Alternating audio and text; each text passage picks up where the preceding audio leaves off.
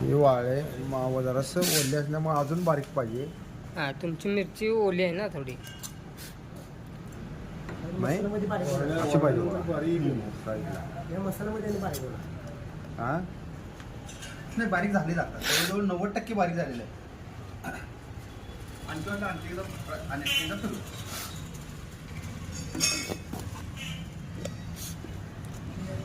ही चाळायला लागत नाही काय? नाही नाही चाळायची काही गरज लागली एकदम फाईन बारीक होईल.